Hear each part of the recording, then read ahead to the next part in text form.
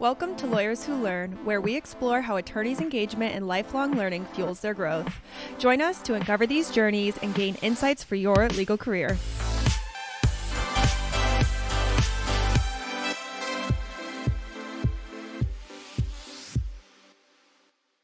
Sarah, welcome to Lawyers Who Learn. I'm super excited about this interview. You are the CEO of Dray Translations, which happens to be your last name as well. But you have a really great story and journey as a lawyer and as an entrepreneur and as a person. So we'll dive into each one of those. And thank you for joining me. Thank you for having me. I'm really happy to be here.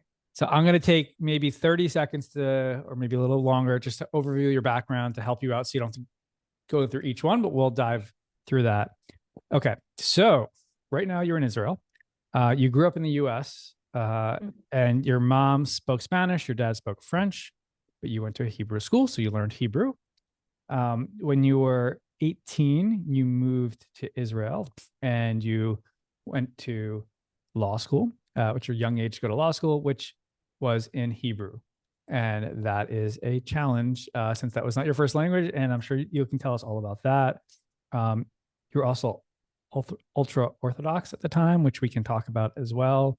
You ended up working at a law firm for 3 years, which you said was grueling. It's not the first person to say that. You moved to freelance, which was not necessarily exactly where you wanted to be either. And then you founded the translation business 10 years ago, but was not easy from different reasons, which we'll go through that. And you recently started doing LinkedIn storytelling, which we'll get into as well, because I do that myself. You also started a e-commerce business in 2020, which I'm interested to learn more about. And something me and you have in common, your background, or you're currently in Entrepreneurs Organization, which is a worldwide organization of entrepreneurs. You were the president of the Israel chapter. So congrats on that. I'm sure that's exciting and challenging in the same ways. I also was president of the New York chapter before I moved to Barcelona. And now I'm actually in YPO, which is similar to EO. All right. That was a lot. So where should we start? So did I cover everything? Did I capture a little bit? Yeah. It hasn't been boring. And there's a few interesting little things here and there, but enough to talk about. We have a good starting ground here. Yeah. All right. So, I mean, because you have such an interesting story, I would love to start with your story, if that's okay. Yeah. So your mom spoke Spanish, your dad spoke French. You went to Hebrew school. Can you tell us a little bit about what that was like growing up, and where were you living in the US? And I don't know, a little bit about where your parents are from. So yeah, where I'm from, I feel like it's had a huge impact on my choices and obviously my values and my life. So both of my parents were born in Morocco, and they both left Morocco at different times for Canada, for Montreal. So it was very extreme weather change. They found themselves in Montreal, which is where I was born. And I grew up in Florida, which I loved. I went to, a Jewish Hebrew day school, and I had a very sheltered childhood. And was always encouraged to spend a year in Israel. And so after high school, I did plan that year, and I came to Israel, and I really never went back after that. So Got it. No, that makes sense. And I know I'm Jewish as well. And I know a lot of Orthodox people, when they graduate high school before going to college, they spend a year in Israel, which is a great thing to do and to learn more about the culture. Yeah. Your mom spoke Spanish from where? From Morocco? From Tangiers, yeah. So it's on Spanish Morocco. It's on the border with Spain. The legend has it that the family was originally from Spain, and then during the Spanish Inquisition, they crossed over to Morocco and stayed there. And my dad's family spoke French and a little Arabic, yeah. Which it's so yeah.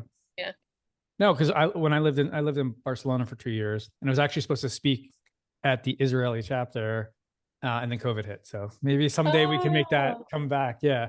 But we visited Morocco when we were there before COVID happened, and yeah, and we also visited southern Spain and Malaga and Alhambra. it's so close, right? And Yeah. just the cultures, and there was, yeah, so that's so interesting. And we loved Marrakesh and we loved going to the Sahara. I don't know if you've been there yourself. Oh, I went on a family trip and with my great aunt, she was 87 at the time, and she gave us the tour, the exclusive, like, this is where your uncle's store was, and this is where we used to go out for lunch, and this is the synagogue we prayed in. And we visited her mom's grave, and everything was kept in amazing condition, and the people were so nice. And it was an amazing experience. We had an unforgettable trip. I just got chills because I remember we had a tour guide and we went to this little, I don't know, museum, but you just walked in and there's a lot of Jewish artifacts there. Yeah. And unfortunately, a lot of my tours, when I go to see Jewish artifacts, it's about the persecution of Jews in that area. And that there was like a little Torah and different things like that. So I'll send you some, I'm sure you've seen that, like, is right near in Marrakesh. Okay. So you had all these things and you went to Israel before you were supposed to go to college, right? Is that what you were saying? Yeah. Where were you supposed to go to college? I was planning on going to college in New York. NYU? No, Like Stern. I think Stern. Stern was the plan. Okay. Isn't Stern NYU? Oh, in YU. I thought you said NYU. Yeah. New York. Anyways. So New York. Yeah. So you're supposed to go to Stern. So you go to Israel for the year. Tell us about, like, what was the transformation? Were you ultra-Orthodox at that point, or something happened? No, I came from, like, I was, somewhat Orthodox before Israel, and the plan was to kind of spend the year doing Judaic studies and kind of learning more about the religion and the culture. And I chose a really high level institution, and I'm a good student. So I kind of just really fell into it, and I got swept away by all of the learning, which I'm really grateful for the opportunity, and I loved it. But 18 is a very influential age, and I found myself not being able to distinguish between the intellectual side of learning something and the expectations of practicing. So I figured, I should just follow everything that I learned, and it led me down a very orthodox path. So I actually did a year and a half of learning full time in a seminary. And really, we were learning from 8 o'clock in the morning till like 9 p.m. straight, like Gemara and like all the books and all the sources and cross-referencing. It was a lot of fun. And it was a pretty good way to prepare for law school, actually, without knowing it at the time. And then I really just didn't want to come back to America. I just loved the country. I loved the people. And so I stayed. Well, what you said really stuck with me is 18 is a very influential age. Yeah. And you think about colleges now in the US and everywhere. It's certainly, that's the blessing and the curse of schools. What kind of dog do you have? Oh no, in my No, head, it's all right. I hear my dog. What kind? A very affectionate Maltese. Oh, fantastic. I have a golden doodle. Okay. So you dive deep into this because you were learning it and you're like, okay, let me go full force. How did that go? How did you end up deciding to be a lawyer and going from there to law school? So funny, because I guess this is where my Moroccan immigrant parent story ties in. Like, my parents always taught me that work is for making money, be super practical, have hobbies outside of work, passions are on the weekends, So I was really looking for a super practical career. I didn't want anything that would be, that would leave me at the end of a degree with question marks. So I figured law was a pretty clear win. And there actually were tons of benefits for doing law school in Israel. So we didn't have undergrad. I went straight into law school at 18, and they took my SAT scores. So I didn't have LSATs either. And the government paid for the degree because they encourage immigration to Israel. So they'll pay for one degree. So I really graduated law school at 22 with zero debt, zero debt, had avoided, the LSATs, and just like started my journey. Yeah. That's fascinating. So first off, let me ask you, how did your parents feel about you staying in Israel? There must have been mixed emotions between going to law school, being in Israel. I don't know. So I'm sure it wasn't an easy decision, or maybe it was. It was bittersweet. Like, they were very proud of my decision, and it was sad. I was like moving so far away, and it was before FaceTime, and like calling long distance was There was a expensive. time before FaceTime. Oh my God. Yeah, we All paid right. per minute, to talk to my parents. This So was 2006 around. yeah. Okay. Mhm. And that's so interesting. So, because in Israel, when you're 18, you go to the IDF for 2 years, and then you generally travel the world for a year afterwards. I Yeah. was just in Argentina, and I was in Bariloche, which is in Patagonia, and I was walking the streets, and there was more people speaking Hebrew than Mhm. Spanish because there was all these Israelis who were on leave. So it was pretty cool. And so they do they pay for school for just for foreigners? You're saying because they want you to immigrate to Israel, and nobody Yeah. has to go to college before law school in Israel. Yeah, that's right. They don't have a liberal arts education. So I guess because people typically go to university so much later in life, like you said, Yeah, the army, which is 3 years usually, and then a little travel, and then people work, and then they get to law school or any school and they're 27-ish, So it's totally different. So we're very, very straight shooting here and get to the point. So I was and 18. and it's three. So most people are 25, 26, 27. Yeah, 27, yeah, 27. And 27. okay. So and I know that's something that you talked about early in your business as well, but in law school, how is that speaking Hebrew, which is not your first language? Yes, you learned a lot, and learning law, it's a new language, and you're only 18. Yeah. It sounds like lots of different growth opportunities there. Thank you for calling them growth opportunities. It was unlike anything I'd ever experienced. I remember once I showed up to the doctor and I said, I think I have allergies. I'm not breathing well. I don't feel like air is getting into my lungs. And she's like, that's called anxiety. I was like, oh, okay. I had no idea. So it was my first real experience with, I guess, anxiety and how am I going to possibly. Um, I was in classrooms that didn't have Wi-Fi. So I was sitting in the front row with a Hebrew English dictionary, like furiously searching for words. In like corporate law class, I didn't know what the word share, like the Hebrew word share meant. And I spent like an hour and a half just being like, what is he saying? So it was difficult. And I came home every day after school and I made flashcards. So I had thousands of Hebrew English flashcards, and I tested myself every day. And I made piles, the words I knew, the words I was kind of knew and then didn't know, and I just made my way across. And everything took a lot longer, and my standards for my grades went way down, but I learned how to be happy with whatever Yeah, passing yeah. or, anything comfortably above passing was a real victory. Well, just so you're not alone. And I went after college, and I worked for 5 years before I went to law school. I Mhm. also thought I had a brain tumor in law school Oh because, no. and it turns out it was stress as well. So Yeah, I it brings out at any age, in any language, I guess, for many so people. funny. Did you have any? Certainly, there's all those challenges. Was there any mentors who really helped get you through that area, or is it like typical Israeli? You're on your own, and just tough it out. The school tried to help me succeed, so they did offer me a tutor.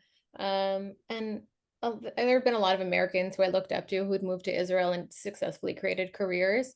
But I think the one thing that really led me was my parents' faith in me. I always felt like I could do anything as long as I decided to do it. And so I felt like I could do it. I knew that I could do it if I worked hard enough. And that was, I think, the number one thing that got me through. Actually, I remember on the day I took the bar exam, I was so anxious, and I left the bar exam and I got on a bus home, and I obviously didn't know if I passed or not. And I told my mom, "Oh, thank God I'm done the test." She goes, "Oh, that's great. I just posted on Facebook. I'm so proud of my daughter for taking the bar." And I'm like, "Mom, we don't know that I passed." Oh my God. She knew that I passed. That's how sure she was, and I did pass. But I'll just never forget like the I just want to get under the covers and watch TV for 48 No, for hours. Please sure. don't For post sure. on Facebook that this happened. When I was studying for the bar exam, I did it in Starbucks. That was just what I decided. Yeah. And two things. I remember if I pass the bar exam, I'll be a Starbucks customer for life because it got me through this. I remember, I don't know about you, I was dreaming about taking practice tests, while I was studying, because it was like 12 hours a day taking a test. So I don't know if you experienced that as well. When you talked about the flashcards, of course, what I was thinking of, well, that was the beginning of the foundation of your business, right? You had to do all this translation for yourself, and you're just like, oh, okay. And I'm sure, was there ever a light bulb moment before you actually, like early on, where you're like, oh, this is something I could see myself doing at some point, or like when did that happen?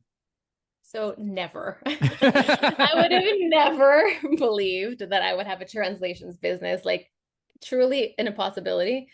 Um, but I looked for like English language opportunities. Speaking in Hebrew and communicating in Hebrew was such a challenge for me emotionally.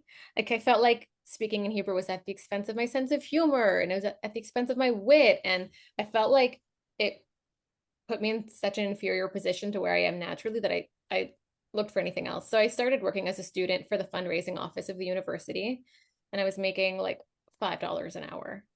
And I was like, I'd rather take a nap than $5 an hour. You know what I mean? But I started somewhere. And then I was looking for work from home kind of opportunities. So that's where I found translation. And When is this? When were you doing this? During law school. Okay, got it. There was a company that it was called 1 Hour Translation. It's called something else now, but it was kind of crowdsourcing. It sent out a job to like hundreds of translators and first come, first serve.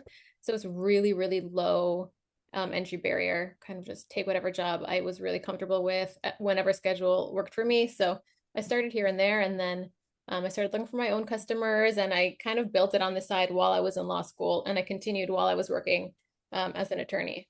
And you did it, I mean, in law school because you needed the money? Is that why? Or you needed, or Yeah.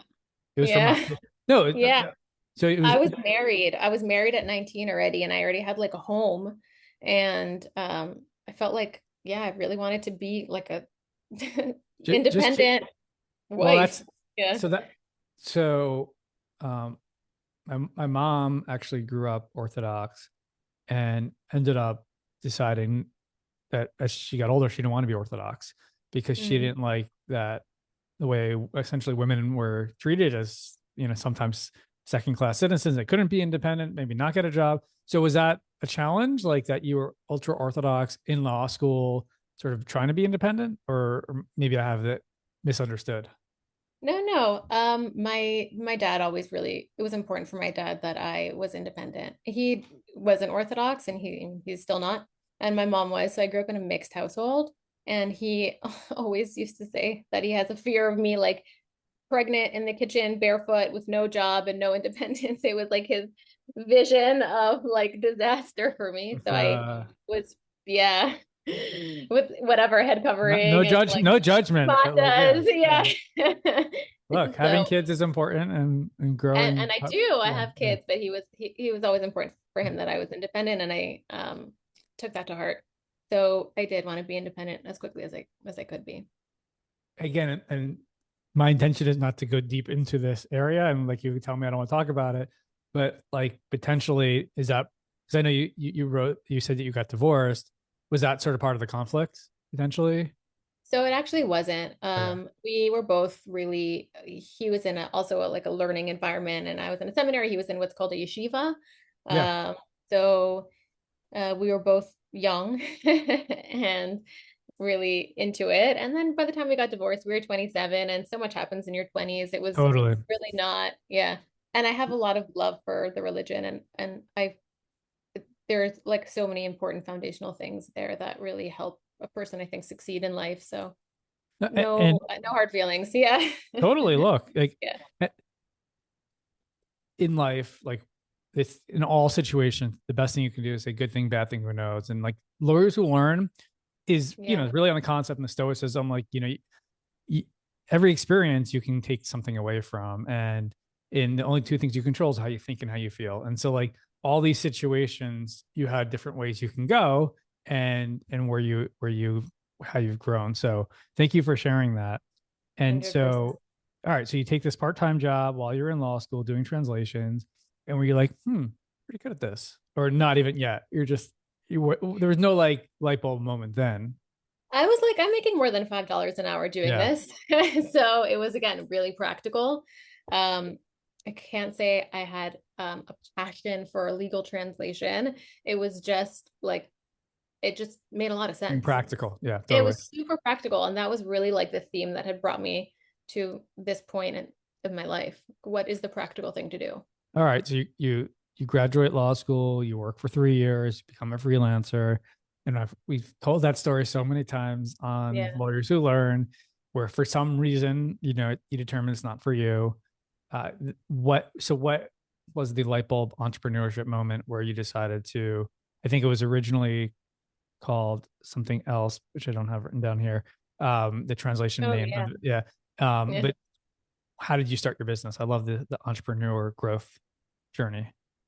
Okay, so picture this.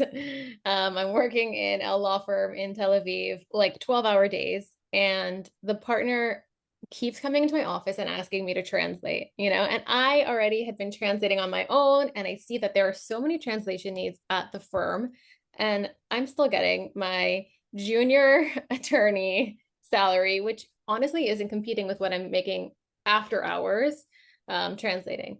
So I did have a bit of a couple aha moments that I remember, but one of them was I took a sick day from work to translate because a huge freelance job had come in, and I said, I'll make a week's worth of salary on this job, so let me just skip work to work. And then I figured if I'm, maybe this is a sign that there's something different. But I would say foregoing the like ego dream was really difficult. It took me a long time to be brave enough to say, you know what, I'm not going to have a corner office as a partner in some fancy firm. And I'll be doing my own thing instead. So that was difficult. But what was the conversation? Was it a hard conversation when you quit? Well, no, because I really needed freedom over my time. I think as the only person in my family then who lived in Israel, I remember asking my boss for vacation to join my family in America for Passover, and he said no. He said, "Sorry, we can't. We need you here. There's a lot going on, and I can't approve that vacation time for you." And I actually left crying his office, which is one of my embarrassing moments that makes me cringe on the inside. But it was such a big turning point for me, and I Yeah. said, I just can't sell my time like this anymore, especially when I have options. So I really didn't look back after that. Actually, in embarrassing enough to, I've cried in lawyers' offices too, being berated, and I was like, I can't believe I just did that. Like, Yeah. what the hell? Or like when I went downstairs, but that feeling of how that Uh, person made me feel, I I said to myself, I never am going to put myself in a position to feel that way again, to be talked mhm, to that way again, and that was the mhm. beginning of me deciding to be an entrepreneur, taking the action steps to build Lawline. And so Yeah. it seems like that potentially helped accelerate. You're like, okay, I will take a vacation when on. Did you go home for Passover and leave, or you I stayed? did. Good for I you. did. Yeah. I was like, listen, I'm So you sorry, quit. but So you I quit. booked a flight. Yeah. I think I like stayed for another 6 months, Okay. kind So of he, like he what let I you said. go still. Like, so you Yeah. just like, I'm going. And you're like, all right. Yeah. I was like, I'm really sorry. Yeah. I have to. Good for Yeah. you. Good for you. Okay. Yeah. So today, let's start with today and then go backwards just Okay. to switch it up a little bit. Are you only translating Hebrew to English, or do you do other languages? So the company has been around for about 15 years. We do all languages. Our bread and butter is between Hebrew and English. And then legal, financial, high stakes, business, M&As, that kind of stuff, is really what we focus on. So it's interesting. Are you so is everything that you're translating in the higher stakes area, or is there sometimes it's just some low level stuff as well? Almost everything right now that people still ask that people still pay to have translated is high stakes, unless it's like really low stakes, like I need my driver's license translated for some kind of visa application, so it's like really, really little things. And then here's 500 pages for Yeah. investors, and it has to be perfect. And I can just give you our example. Well, yeah, this is not a good example, but I could just give you an example of language. So we transcriptions for our CLE courses. We used to have people actually, we paid a service, Rev it was called, and they manually did it. And it was just very expensive. And then Deepgram came out, and I'm like, okay, let's try that. It's all AI. And I kid you not, it probably went from like 100,000 a year to like 3,000. Wow. And it wasn't that much worse, because like they still made mistakes. And so I'm curious, how has AI affected your revenue, your company, your sleep, and what you do? So massively. Yeah, I'm not going to pretend that it hasn't had a huge impact. We had about 35% of work that was litigation, translation of litigation that Israeli firms were handling for international clients. So a lot of draft pleadings and a lot of statements of defense and all that stuff. And it's no more. We don't see that at all. Like none. Anything for internal use only has been replaced with AI, and probably rightly so. It's really low risk. What we're getting now is publicly traded companies, all of their investor facing documents. So AI is pretty good with like clean text, but it hasn't caught up yet on tables and financial statements and formatting and presentations. And those things are still really important, and Israel still has tons of international business. So that's what we're focusing on right now. I think ultimately in legal translation, the way that it works is there's a bit of a triangle, because there's the end client, so it could be any large company, and then there's us, and there's the attorneys. And the attorneys have their clients pay us for it to not be the attorney's problem. So the attorneys really have no interest in cutting us out of the picture, Right. because they're saving someone else's money, and that company usually has plenty of money, and then it ends up being their problem. So we're in a good niche. Yeah. When we were originally using Rev, and because then they opened up their own AIs or sort of automated service, but the way they did it was they had AI go do the first run through, and then the person would read the AI to make sure it was correct. Is that pretty standard now in translation? That's pretty standard, yeah. Unless has it reduced the cost for the clients then, I assume? By half. Yeah. So which the clients are paying half. So what are your thoughts? Because things, of course, as we all know, are only going to accelerate and get better and better. Do you have any thoughts of pivoting or ideas to add on to your services? Like, where do you look at for the next 5 years, or maybe 12 months or whatever? Like, how do you want to learn and grow here? So it's a great question, and it's like a multifaceted answer. I kind of feel like there's definitely a pivot. And if I'm already pivoting, maybe I should pivot into something totally new and something that I feel a lot of passion for, because I really did always follow the super practical path. And I, of course, could pivot gently to a very closely related legal services business, but I'm tempted to try something that I'm more passionate about. Have you shared it with anybody what you're tempted to do? I've started sharing it with my forum, or some people who I'm close with. I really want to help entrepreneurs. I assume here is not no. I want to help women entrepreneurs. I kind of want to help women learn that they can, and kind of get from the 0 to 1. So I don't know exactly how, but I do know that I'm really passionate about it, and the universe is sending signs that it's a good direction. Do you know who Julia Pimsler is? I don't. So she was in EO New York, and she's run an organization for the past 10 years whose main focus is to get women entrepreneurs from 0 to 1. So you should definitely talk to her. And she's done workshops, and she's written a book, and she's I don't know if her goal is 1 million women to 1 million in revenue, something like that, but she's obviously a great person. I'll connect you after this. Oh, I'd love that. Thank you. And there's so many amazing women who are focusing on this area. And so there's always more needed. the question. So, okay, let's ask this. So in 2020, what was the e-commerce business that you had started? That's a 7-figure business. That's right. So that also that's kind of part of why I think I think I can pivot enormously because I have created totally different things in the past. I met a friend at a WeWork where I was working out of, and he had a successful e-commerce business, and COVID hit, and we were all trapped in our houses. And I was scrolling TikTok, and I saw an influential TikTok that convinced me that I could. And I thought to myself, if this guy on TikTok can do it, and my friend at WeWork can do it, then I don't see why I can't do it. So he and I actually started an e-commerce business together, and it took off pretty quickly. What is it? What do we sell? It's on Amazon. We have a product. We sell virtual reality headsets, really out of left field. Wait, virtual reality headsets. Which brand? It's a brand that we created and I trademarked it. Yeah. What? Called Phoebes. It's like a toy. It's like a fun toy. We kind of market to grandparents, holiday season kind of thing. So, but it's a virtual. I'm sorry. So what do you mean? What is it? I might have to go there right now. How do you Don't spell go it? there right now. Okay, fine. You can. I mean, F. No, it's all right. I'll go afterwards. But what is it called? Spell it.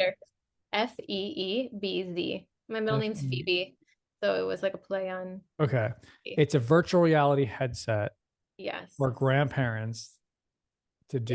It's grandparents, parents. It's for kids. It's not like there's no electronic component. It really is just magnifies your phone and uses the features of the phone to give you the VR experience. So it requires it goes VR Bluetooth apps on your phone. And Bluetooth with your phone. Yeah. Now I feel like a grandparent because I can't fully get it. But and you're saying that grew and you built it and manufactured this?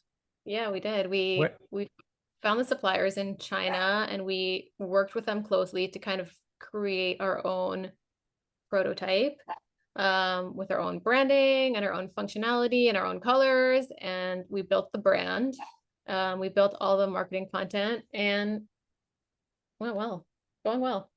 I mean, it's not going to last forever, this product, I don't think. Because it's sort of like many different products. It's cool. Trendy. And then yeah. Would you say it's what? Trendy. Like it was trendy and but am I correct? It grew to over 7 figures in revenue? Yeah, it did. How did you do that? I'm sorry. Like I need to understand how you did that running another business. Was your friend running this full time? Was there a big budget? First of all, we did invest a lot. We invested a lot and it's super risky. And I really don't recommend people open Amazon businesses. Like people ask me all the time and I'm like, I'm all for like, do it and be an entrepreneur, but try something else. I think there's easier ways to make money than this and way lower risk. But yeah, my friend, like he had been successful before, so he really knew what he was doing. This was a little bit different, but I learned a lot, made a lot of mistakes, lost a lot of money, and then built. But now it's making money, or no? Yeah, at the end of the year, every year, like at the end of the year. Yeah. So cool, and you're not. It doesn't sound like you're actively involved in it, really.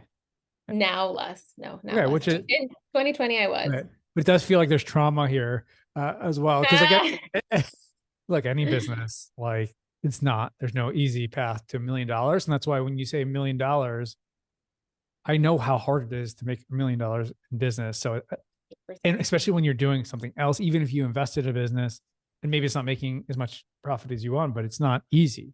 So it took a lot of bandwidth, I'm sure, at some point of your time. It sounds like during COVID. During COVID, when we had free time, and Amazon is particularly difficult. Yeah. Wow. Okay. So. All right. So, got that. We talked about translations. We talked about the business. Let's dive into a topic we both love. When did you because this is about learning and growth, right? So when did you seek out Entrepreneurs Organization and join it? And what were sort of the reasons behind that? So a friend recommended it to me about a year before I actually joined it. I mean, I really had the tab open on my computer for ages. I don't know. I can't put my finger on the hesitation. I think it was imposter syndrome.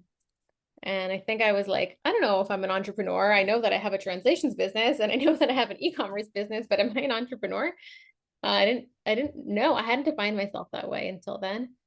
So, so I left it really as a question mark. And when I did join, I had an immediate honeymoon period. I mean, I really fell in love with everything that it offered me, which is where I am today. I'm so, so grateful. And it's such a game changer for me. What year was it? It was not that long ago. It was 20, 2023. Yeah. 2023. Okay. So Yeah. 2023. And you mentioned before to me, you told your forum. And one of the things about EO, which this has come up many times for people who are not in EO, having a group like a forum who are essentially like your personal and business board of advisors. And so you meet monthly and you go through different things. When did you like sort of keep drinking the juice where you're like, oh, they want me to be president? Like, how did that happen? I joined the board really quickly. I joined as marketing chair. So I was responsible for kind of communicating it was really communication. So communicating to the chapter. So I really started to connect with members of the chapter quickly.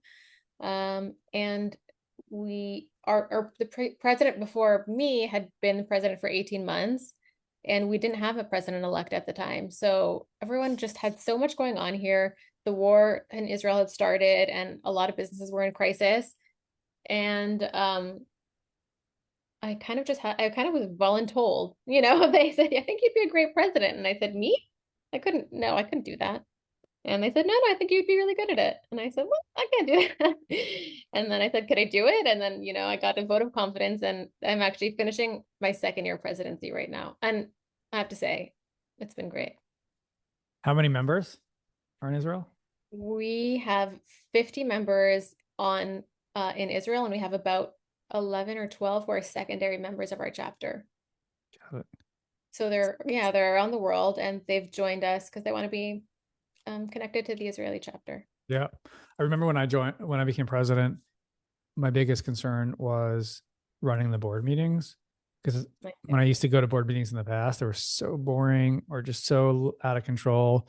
And then, of course, was finding the right board members to join the board. Like when you do it and it goes well and everyone starts giving you compliments, you start like you've had a second business. You start to be like, oh, maybe these skills I am good. To your point, imposter syndrome. Maybe it's not just my business, or actually even in your own business, you start to, when you're like, if become family, everyone loses a little bit of respect for you to some degree. Yeah. So it was good to be able to do that. So I don't know if you felt the same as well. Yeah, I was terrified of the board meetings, mostly because they were also going to be held in Hebrew. And I still have always felt a little bit more uncomfortable in Hebrew than in English.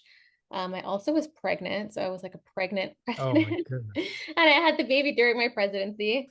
And I remember feeling like I had a lot to prove. I only missed one meeting, one weekly call. And I was on the next one with like a newborn. I really did not want to let anybody down.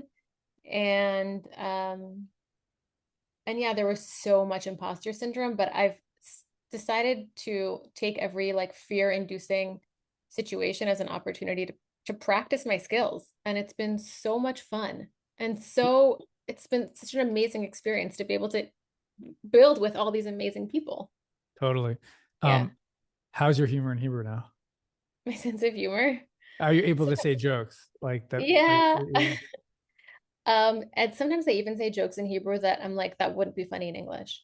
So I guess it develops in its own way. Maybe it wouldn't be funny in any language, but you did mention the war and how are things going now? Like how has it been for you, your business, the chapter post October 7th, both with the war and everything that happened was going on in Israel, plus, international community, and it's been, challenging for Jews all over the world, but obviously Israel in particular. Just curious how it's been for you. It's been super challenging. I mean, like the day when the war started, which was October 7th, 2023, was I think the darkest day of my life. I mean, for sure. And since then we've, hit in bomb shelters more times than I can count. Actually, after the baby was born, In the hospital, there was a siren. So we took the newborns in the maternity ward to the bomb shelter and everyone hid out there. When It's was like your his baby first born? day, the first day of his life, December 29th, 2024. Wow, it's so weird to Yeah. like be born after October. Like I In a different didn't even world. register. Yeah. Yeah. It was Wow. hard because I really, my perception of the world changed and I can't unsee it. So I was pregnant and I remember feeling like, I'm bringing you into a complicated world. And it's complicated time and I don't know, like I almost Yeah. felt bad. Um, but he was born on the Festival of Lights on Hanukkah, so I hope he brings light into the world, and All right. Wow. and he does bring light into the world. So yeah, Wow. it's been hard for the members as well in Israel. Everyone's affected by the war, and I mean, like we still have people going like who are in the army all the time and reserve duty and Yeah. just nonstop. Yeah, It's a completely different way to live that yeah. most of the world takes for granted or doesn't even understand and misunderstands.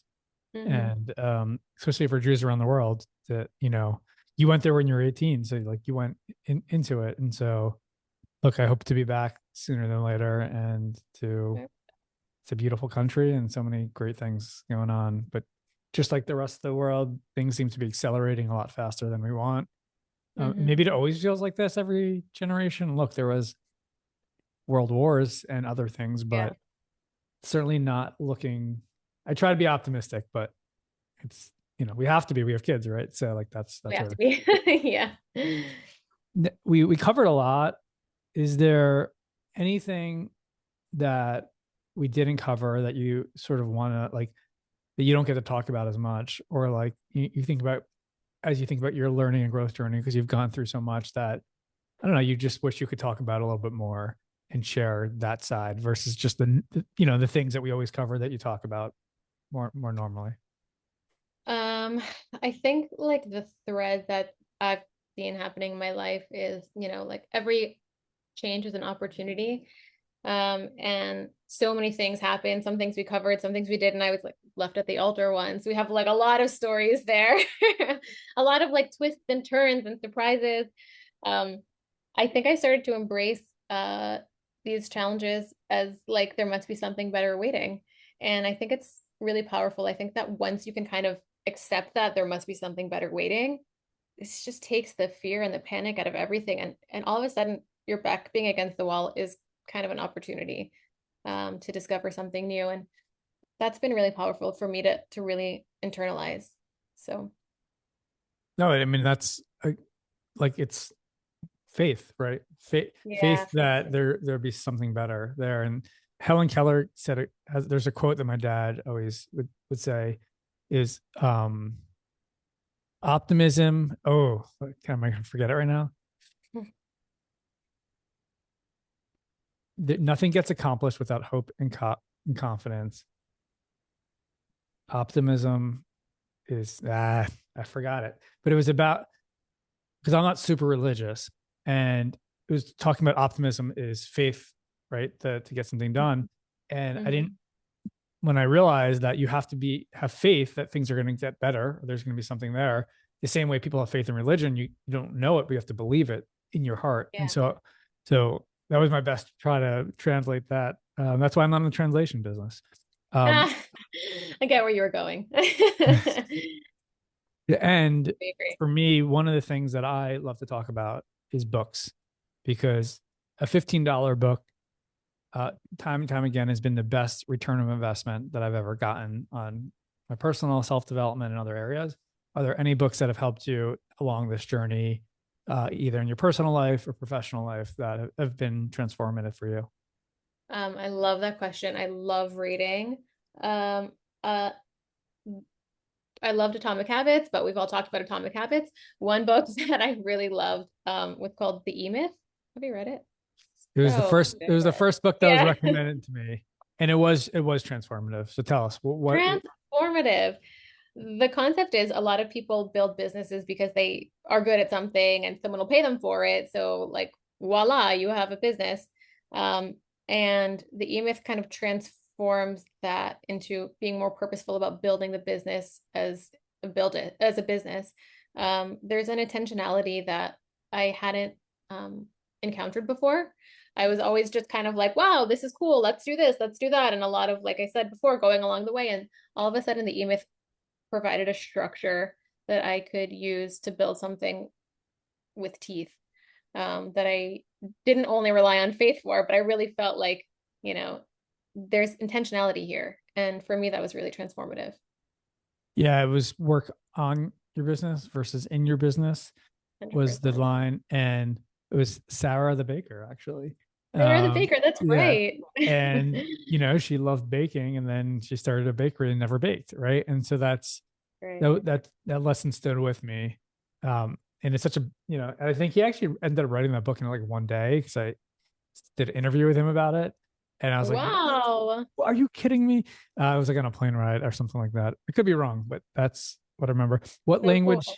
what language do you speak at home now? We speak English. My husband's Israeli, so Hebrew with his Okay. daughters, and then, Hebrew and English with the baby. Yeah. Just a baby. And with your parents? With my dad, French, my mom, English. Yeah. Yeah, my Spanish is rusty. Oh no. Not what it was. Yeah. And do you travel a lot or not? I guess right now. I do. I travel a ton. Tomorrow I'm going to Sri Lanka. I just got back from Ooh. Rome. Yes, yes. For pleasure or work or both? It's EO. There's a president's meeting happening in Sri Lanka, and we are my husband's coming, and we extended for a couple days to kind of enjoy. That is. I'll end on this for me. Actually, so I have a book coming out, which gotta tell you about it, because if I don't say it, no, who else will? Amazing. It's called 11 Yeah. Suitcases. It's actually being released, I think, tomorrow.